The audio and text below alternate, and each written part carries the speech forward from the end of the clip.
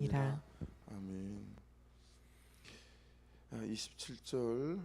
그 후에 예수께서 나가사 레위라는 세리가 세간에 앉아 있는 것을 보시고 나를 따르라 하시니, 아시는 대로 이 당시에 세리는 유대인들이 극도로 기피하고 싫어하는 그런 사람들이죠. 그런 직업을 가진 사람들이었습니다.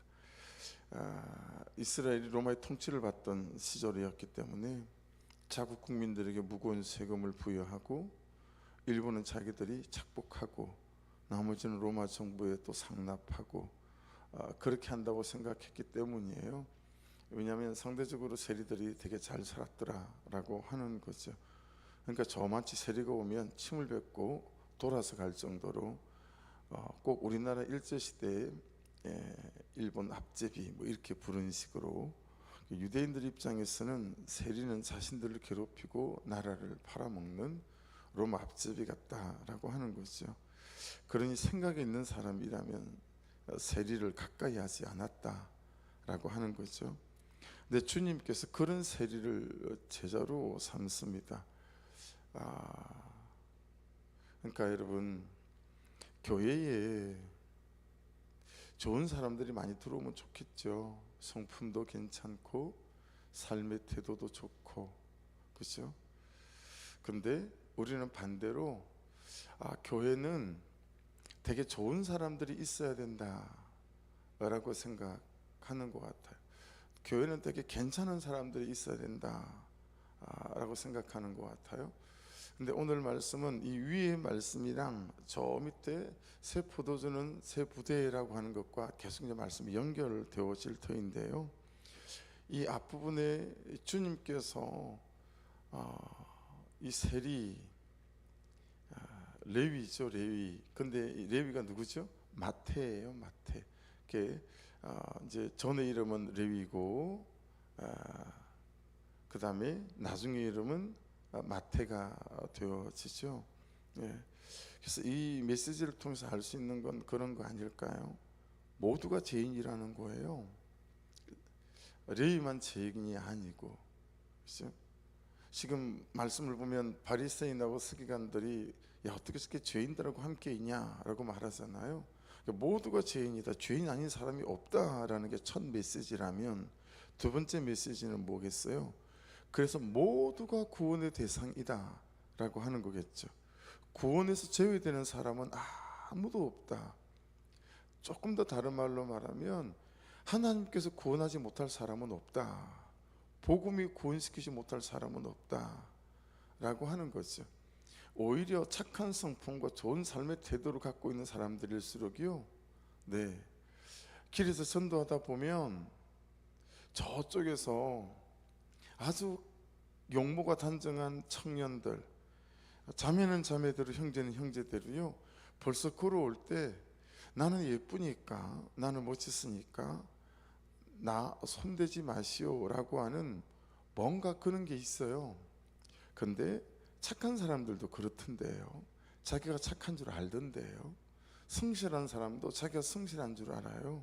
말하지 않지만 그런 것들이 있다라고 하는 거죠. 그래서 오히려 그런 사람들이 구원 밖에 있는 경우가, 더딘 경우가 훨씬 많죠. 구원에서 제외되는 사람은 아무도 없고, 복음이 필요하지 않는 사람이 아무도 없고, 그리고 모든 사람은 복음이 또 구원시킬 수 있다라고 하는 메시지들이 여기는 있다고 봅니다. 그러니까 성도들은 이 자신의 죄인된 모습을 통해 제가 너무 내가 많아가지고 너무 사악해서 용서받지 못할 것이다 라고 스스로 절망하거나 다른 사람들에 대해서 이렇게 판단한다 라고 하는 거죠. 근데 마태는 당시 이 세상으로부터 지탄을 받는 직업을 가진 그런 세리잖아요. 이성적 사고로 볼 때는 부르심에 합당한 자가 못 되는 거죠.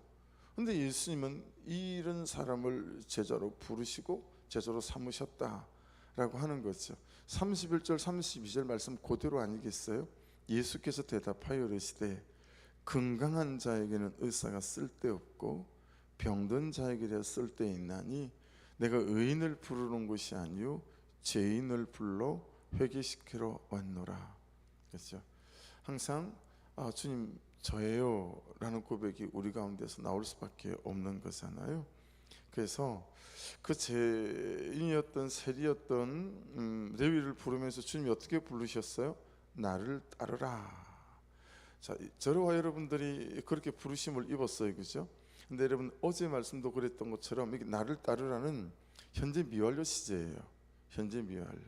이때 한 번만 따르면 되는 것이 아니라 온 삶을 통해서 계속 주님을 따라야 하는 현재 미완료, 특별히 명령 시제다라고 하는 거죠. 그러니 적용 질문 한번 던져보면, 내가 처음 예수 앞에 나왔을 때랑 지금이랑 어떤가, 잘 그대로 처음 그 마음 그대로 잘 따라가고 있나? 라고 하는 거. 저는 19살 때 예수님을 만나고 만날 때 나는 몰랐죠. 근데 그냥 다른 사람보다 조금 특별하게는 했어요. 너무너무 구원의 확신이 없어서 당신은 구원받았습니까? 주일 아침 목사님이 그렇게 선포되는 말씀이 정말 가슴을 후벼 파 들어왔기 때문에 하고 있던 사업을 잠깐 접고 그리고 그냥 기도원으로 올라갔죠. 그리고 금식하며 해보지도 않았던 금식. 그러다가 예수님을 만났어요. 새벽 예배 때 기도하다가 졸고 앉았다가, 소위 각자의 주관적 경험이지만 그냥 환상도 보고 음성도 듣고 빛도 보고 뭐 이러면서 구원의 확신을 가지게 됐죠. 그냥 별스럽지 않았어요. 제가 받아들인 건, 야, 나도 이제 구원받았구나. 너무 감격스러웠었어요. 근데 좀 한 1년 정도 시간이 지날 때였던 것 같은데 큰형 스님이 물었어요. 그냥 대화를 나누다가, 삼촌은 구원받았어? 그래서 제게 있었던 그 일들을 말씀을 드렸죠. 형수님 여차 했어요. 그랬더니 형수님 눈빛이 이상해지는 거예요. 그리고 그냥 헤어졌어요. 그리고 딱 한 달 반 정도 지나서 저를 다시 불렀어요. 어머니 같은 존재였었기 때문에, 팔남매 맞이니까요. 저는 막내고, 삼촌 앉아봐. 그래서 진주에서 마산까지 올라갔어요. 앉았더니 제가 내려가고 난 다음에 교회, 전 고신척이거든요. 장로교 중에서도 거기서 전 세례를 받았었기 때문에 교회에서 기도 열심히 하시는 저도 알아요. 정말 끝까지 남아서 마산 신강교회 집사님들 7분한테 기도 제목을 부탁을 하고 같이 기도를 했는데, 느닷없이 저에게 삼촌 신학해야 돼, 뭐 이런 식으로 접근을 하셨어요. 그래서 제가 너무 화를 내고 일어나면서, 깝깝하고 답답하시면 하나님이 직접 말씀하라고 하세요. 그러기 전에는 저는 신학 같은 거 절대 안 합니다. 너무너무 하기 싫었기 때문에. 그리고 한 4, 5년을 도망을 다녔죠. 그리고 19살부터 예수 만나고 난 뒤부터 이제 성경 통독 수련회를 1년에 2번씩 꼬박 다녔어요. 여름에 한 번, 겨울에 한 번. 그 여름에 성경 통독 수련회를 지리산 중턱에 갔다가 사도행전을 시작하기 전에 노우 목사님이, 우리나라에 그때 성경 통독 수련회 그게 한 군데밖에 없었어요. 그 노우 목사님이 예수님께서 부활하시고 이제 성천하시기 전에 40일 동안 계실 때, 이건 성경이 없는 구전대 내려오는 거예요. 이제 재미있는 비하인드 스토리들을 이렇게 말씀하시면서 그 다음 쓴걸 읽게 하시고 그 다음 쓴걸 읽게 하시고 그러셨어요. 그랬는데 12제자에게 선교지를 이렇게 이제 하는데 제비뽑기를 한 거예요. 제비뽑기를 했는데 도마가 그만 인도에 걸린 거죠. 도마가 인도에 걸리고 난 뒤부터 예수님을 철철철철 따라다니는 거예요. 철철철 따라다니면서, 예수님 저 다른 데는 다 갈 수 있어도 저 인도는 싫어요. 다른 데로 바꿔주세요. 막 쫓아다니니까 예수님이 너무 막 귀찮은 거죠. 야, 하나님 앞에서 제비뽑기를 했는데 어떻게 그걸 바꾸냐? 그래가지고 여러분, 인도로 가는 무역선에다가 도마를 거의 그냥 강제로 실터지 실어 때리는 거죠. 근데 그 가는 와중에 다시 도마가 회심을 한 거예요. 선교지의 부르심에 대하여 회심을 한 거죠.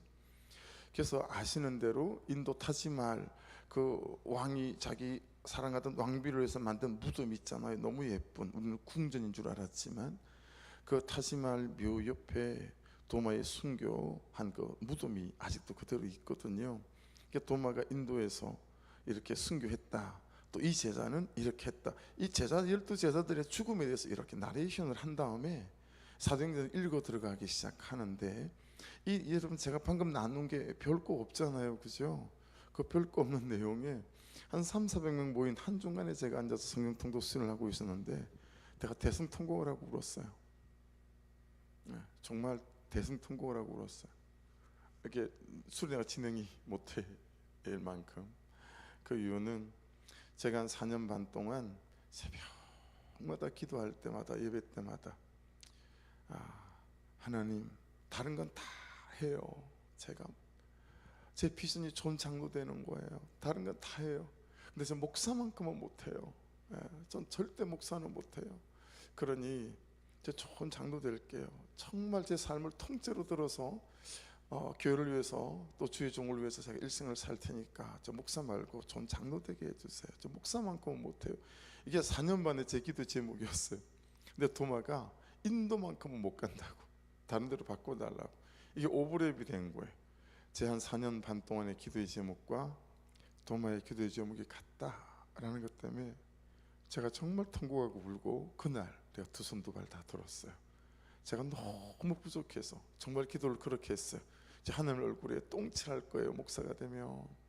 그러니 저 목사 못해요 막 이랬었는데, 그날 그냥 이래도 저를 쓰실 거면 하죠 뭐. 그리고 그때 제가 했던 고백이, 하나님, 이제부터 제 삶은 여벌이에요. 제가 26까지 살아왔으니까 이제부터는 제가 여벌이니까 제 시간도 제 삶도 다 당신 거예요. 그러니 2번 살았다 생각하고 제가 당신을 위해서 이제 살아가겠습니다. 그게 제 첫 고백이었는데, 그냥 첫 고백이었을 뿐이고 평생 저를 위해서 살았습니다. 그러니까 나를 따르라 라고 하는 것은, 이 부르심은 그런 거라는 거죠. 그리스도인으로의 부르심이 그런 거라는 거죠. 그래서 여러분 28절에 이렇게 말씀하세요. 그가 모든 것을 버리고 일어나 따르니라. 여러분, 세리마태가, 레위가 돈이 좀 있었잖아요, 그죠? 그 다음 구절에 잔치를 베푸는 걸 보면, 근데 모든 것을 버렸대요.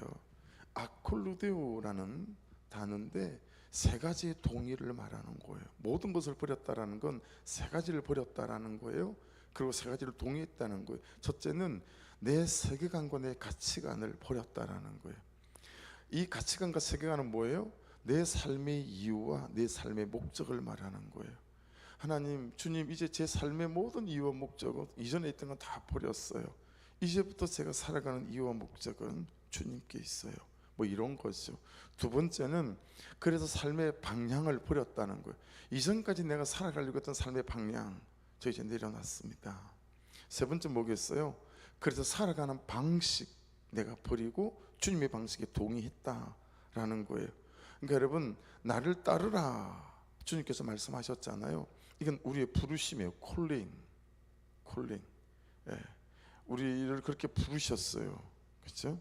그리고 나를 택하시고 나를 부르셨다라고 하는 건 어떤 의미가 있어요? 나를 용서하신 거예요.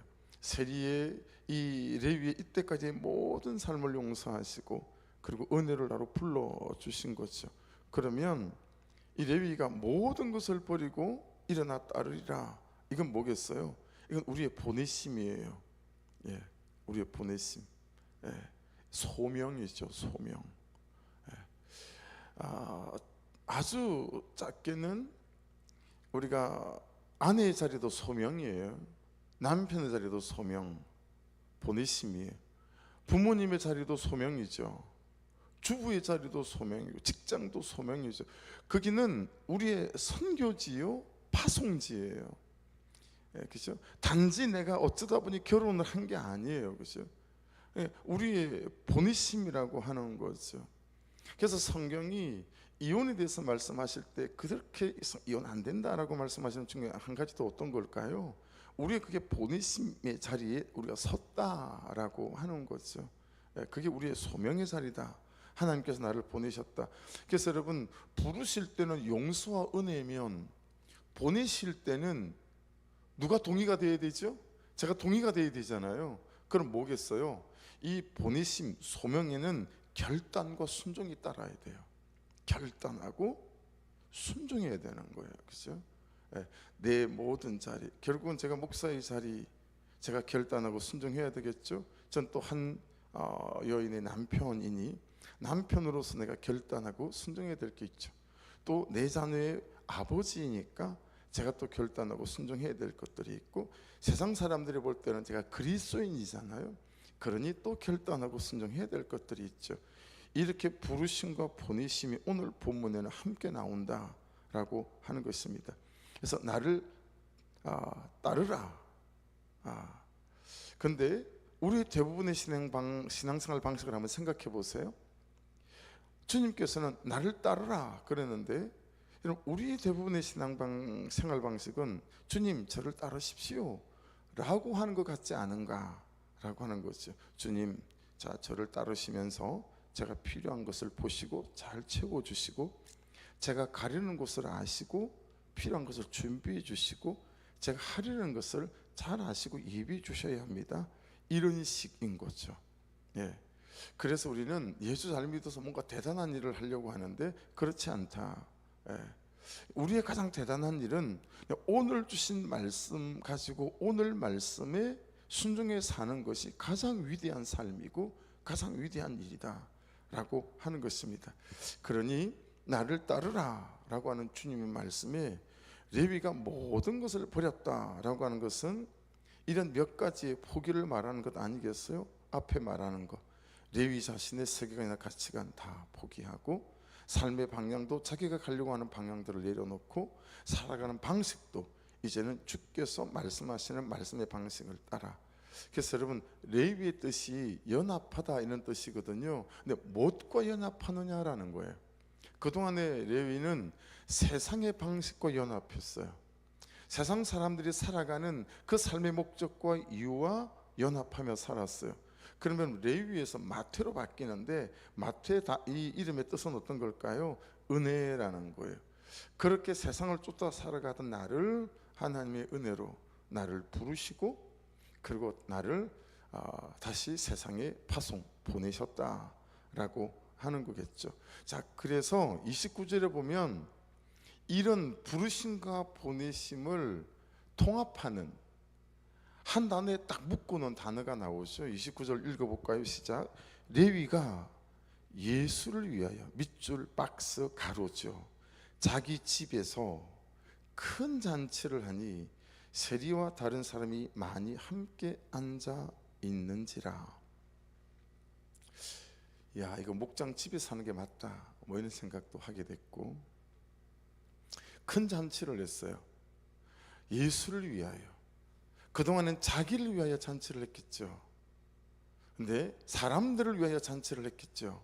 근데 레위가 예수를 위하여 이 부르심과 보내심을 딱 여러분 묶어놓은, 그죠? 예수를 위하여 자기 집에서 큰 잔치를 하니 세리와 다른 사람이 많이 함께 앉아 있는지라. 여러분, 왜 세리와 다른 세리들과 다른 많은 사람들을 초대했겠어요?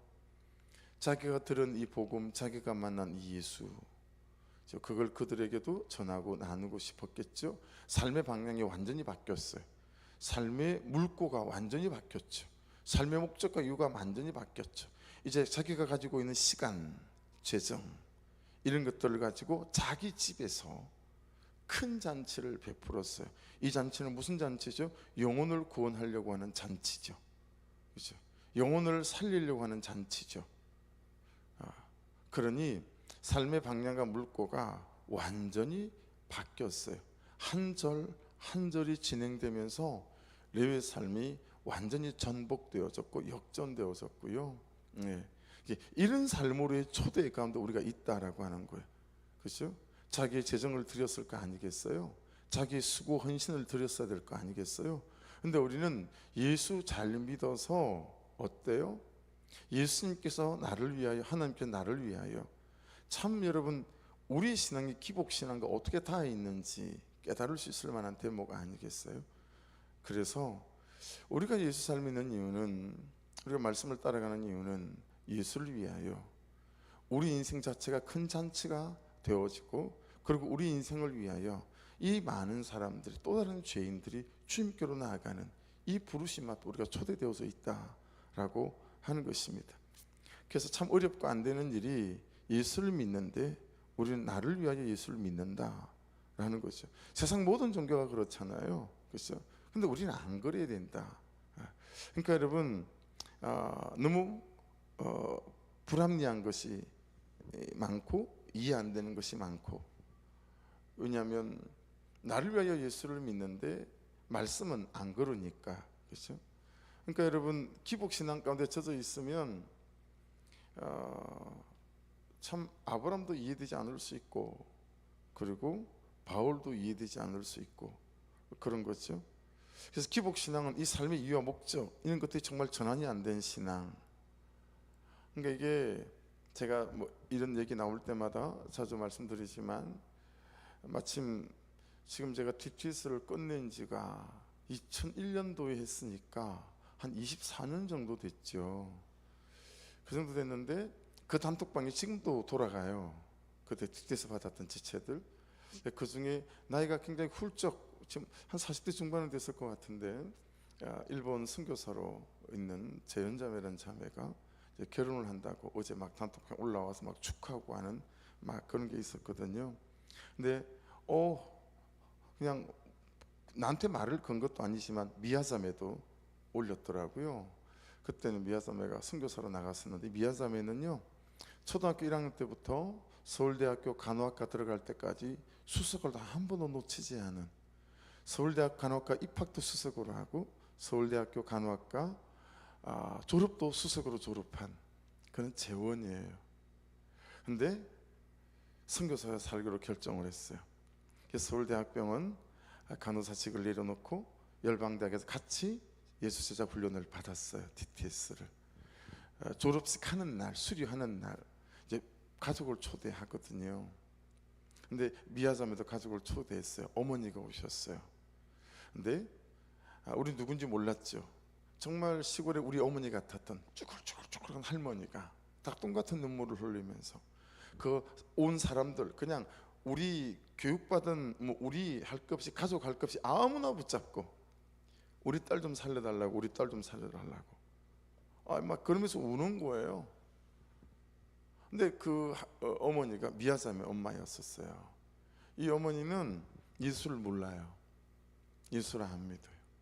근데 초등학교 때부터 대학교 졸업 때까지, 그것도 서울대학이잖아요, 수석을 1등을 단 한 번도 놓치지 않는 내 딸이 그 좋은 직장을 다 내려놓고, 그 좋은 경력을 내려놓고 선교사로 나간다고 때려치고 거기 와 있으니까 이해가 안 되는 거예요. 그러니까 여러분, 우리는 세상이 볼 때 이해가 안 되는 사람이어야 맞습니다. 납득이 안 되는 사람이어야 맞습니다. 근데 우리는 다른 사람들이 볼 때 너무 이해가 되어서요, 너무 납득이 되었어요. 포기가 없고, 헌신이 없고, 남편에게 복종의 언어를 써라, 다른 사람이 볼 때 이해가 안 되어서야 돼요. 아니, 저런 남편한테 어떻게 저렇게 살아? 납득이 안 되어야 돼요. 근데 우리는 다 납득이 될 만한 아내의 자리에, 납득이 될 만한 남편 자리에 서 있는 거예요. 남편이 저러니 어떻게 안 저러겠어? 납득돼요. 아내가 저래 어떻게 저렇게 급만 돌면서 바람 피우고 안 저러겠어? 다 납득이 되는 거예요. 여러분, 이해가 안 되는 사람이어야 해요. 말씀 따라가는 사람들은. 납득이 안 되는 사람, 어떻게 저렇게 헌신이 되고 저렇게 뭐 이런 거죠. 여러분, 레위가 다른 이 세리들이 볼 때 납득됐겠어요? 아니, 제가 왜 저래, 갑자기 왜 저렇게 사는 거야? 그러지 않았겠어요? 삶의 이유와 목적이 전환된 사람은 세상 사람들이 볼 때 잘 납득이 안 되고 잘 이해가 안 되는 거죠. 왜 저래? 왜 저렇게 사는 거야? 우리의 부르심과 보내심이 참 이렇게까지 좀 나아갈 수 있으면 참 은혜 아니겠어요? 그러니까 30절에도 납득이 안 되는 사람들이 나오죠. 바리새인하고 그들의 서기관들이 그 제자들을 비방하여 이르되 너희가 어찌하여 세리와 죄인과 함께 먹고 마시느냐. 야, 도저히 이해가 안 된다. 니네 납득이 안 된다. 설명을 좀 해봐라. 야, 왜 걔들하고 밥을 먹고 앉아있니? 이런 거 아니겠어요? 근데 그때 예수께서 이렇게 대답하세요. 31절, 건강한 자에게는 의사가 쓸데없고 병든 자에게야 쓸데있나니. 32절, 내가 의인을 부르러 온 것이 아니요 죄인을 불러 회개시키러 왔노라. 여러분, 우리의 삶의 방향이 어디 있어야 되는지 알 수 있죠. 내 재정과 내 능력과 내 삶을 통하여 무엇을 위해 살아야 하는지 말씀하고 있잖아요. 하나님이 인간이 된 건 납득이 됩니까?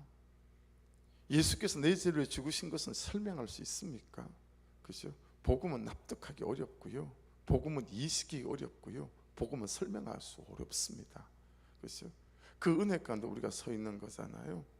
그래서 여러분, 참 예수를 위하여 우리의 보내심 모든 삶의 자리, 명절 한복판인데 어떤지 모르겠어요. 저는 어제 아침에 설교 그렇게 해놔놓고 집에 가가지고 살짝 혈기가 났어요.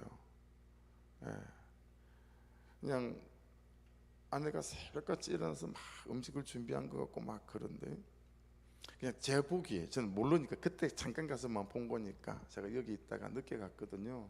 밥 먹을 때쯤 11시나 돼서 갔거든요. 근데 애들은 다 잘 먹고 씻고 꽃단장하고 다 자기 할 거 한 게 없고, 또 아내가 또 설거지를 하려고 또 그렇게 서 있는 모습이 살짝 화가 나는 거예요.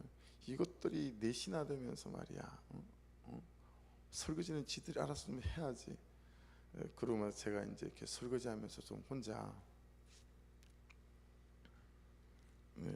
근데 이제 딸들 들으면 안 되니까 없는 데서 하긴 했어요. 없는 데서 한마디 하긴 했는데 아들은 들었죠. 그러긴 했는데 제가 납득이 안 되는 인생이 아니고 납득이 충분히 되는 그런 인생을 어제 산 거죠. 여러분, 명절 한복판인데 납득이 안 되는 삶, 이해가 안 되는 삶으로 잘 숨기고 받아낼 수 있기를 주의 이름으로 축복합니다. 그러면서 이제 33절 또 34절 35절 지나고요. 자, 36절 37절 38절, 또 비유하여 이르시되 새옷에서 한 조각을 찢어 낡은 옷에 붙이는 자가 없나니 만일 그렇게 하면 새옷을 찢을 뿐이요 또 새옷에서 찢은 조각 낡은 것에 올리지 아니하니라. 여러분, 이게 어떤 느낌인지 아시겠어요? 그러니까 이런 거예요. 한겨울에, 요즘이야 로션도 많고 막 이러니까 가는 게 없지만, 우리 어릴 때 옛날에는 이런 겨울에는 손턴 사람 되게 많았잖아요. 그죠? 한겨울에 막 찬물로 세수하고 뭐 바를 게 없으면 이렇게 피부가 막 땡기는 느낌 경험해 보셨잖아요. 그죠? 그러니까 이 서로 새천과 헌천과 이렇게 집어넣으면 서로 막 땡기는 거죠. 그러니까 여러분, 우리가 그런 거잖아요. 옛날에 레위였는데 마태가 됐어요. 헌 가치관과 새 가치관, 헌 삶의 방식과 복음의 삶의 방식이 같이 있으니까 우리가 너무 괴로운 거예요. 괴로운 거죠. 온전히 말씀을 따라가면 괴롭지 않아요. 그렇죠? 그러면 그 안에서 하나님이 책임지시는 것들도 경험해가고, 그렇죠? 성경에 있는 이런저런 기적들이 내 삶에도 일어나네, 이런 것들도 경험해가고 그런 거 아니겠어요? 근데 참 송제비, 그렇죠?